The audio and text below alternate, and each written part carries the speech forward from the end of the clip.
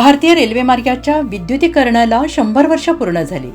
त्याच्या सुवर्ण महोत्सवानिमित्त एकलहरे येथील भारतीय रेल्वे विद्युत अभियांत्रिकी संस्थेत इरिन विविध कार्यक्रमांना होत आहे. देशातील 100% रेल्वे मार्गांचे विद्युतीकरण करणे हे भारतीय रेल्वेच्या विद्युत विभागाचे प्राथमिक उद्देश आहे. व्यावसायिक तत्वावर काम करून वंदे भारत ट्रेनसारख्या प्रगत तंत्रज्ञानाला जोड देणारे उत्कृष्ट अभियंते तयार करणे हे इरिन पूर्ण करत आहे. त्या दृष्टीने इरिनने रेल्वे अभियंत्यांच्या अभ्यासक्रमात आधुनिकता आणावी असे प्रतिपादन इरिनचे महासंचालक रविलेश कुमार यांनी केले आहे.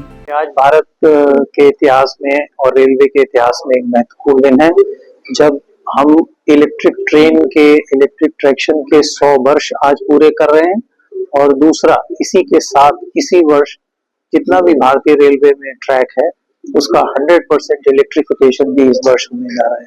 तो ये बहुत ही बड़ी उपलब्धि है न केवल भारतीय रेल के लिए बल्कि पूरे देश के लिए.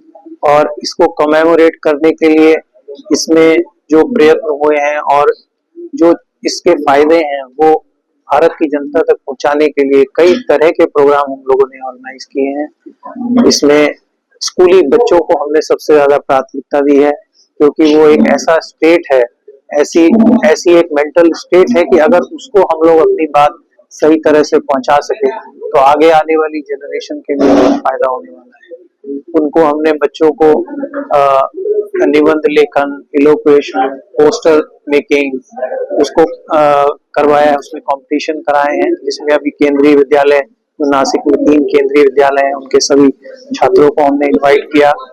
उसके अलावा Don Bosco Saint Mary's school के बच्चों को भी बुलाया और हमारा यहाँ पर जो इंजीनियरिंग कॉलेजेस और हायर कॉलेजेस हैं उनके छात्रों को भी बुलाने का प्रोग्राम है. इन सभी के माध्यम से हम केवल ये बताना चाहते हैं कि ट्रांसपोर्टेशन एक जरूरत तो जरूर है लेकिन उससे रिलेटेड हम कहीं ऐसा तो नहीं कोई पॉल्यूशन क्रिएट कर रहे हैं या आगे इन्वायरमेंट को खराब कर रहे हैं.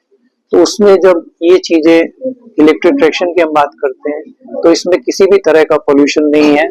और भारतीय रेलवे जो प्रतिदिन लगभग 2 करोड़ यात्रियों को ले जाती है और साल भर में लगभग 1500 मिलियन टन मटेरियल ट्रांसफर करती है, लोड ट्रांसफर करती है, उसमें भी अगर हम कोई भी पोल्यूशन ना करें तो एक बहुत बड़ी उपलब्धि है.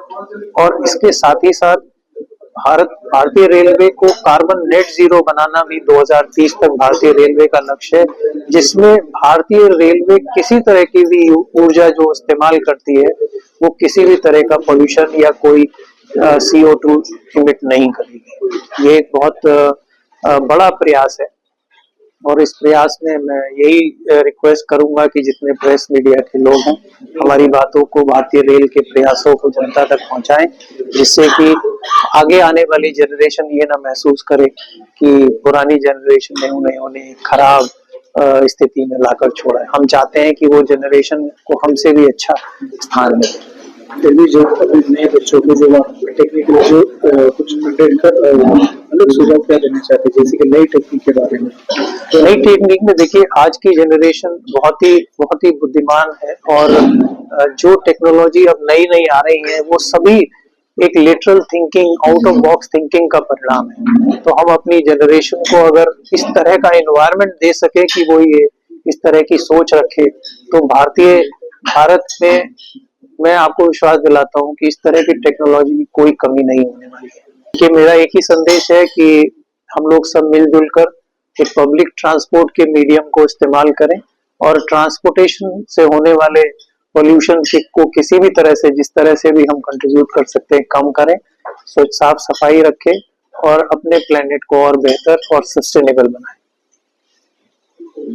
Thank you. इरिनचे अप्पर महानिदेशक प्रमोद गद्रे, वरिष्ठ प्राध्यापक हरिराम, प्राध्यापक श्रीनिवास चौधरी, जयराम खुर्सीजा, प्राध्यापक अरविंद पाठक, प्राध्यापक VK रुलानिया, व्याख्याता YK मुलेवा, स्वीय सचिव महेंद्र तायडे आदी उपस्थित होते.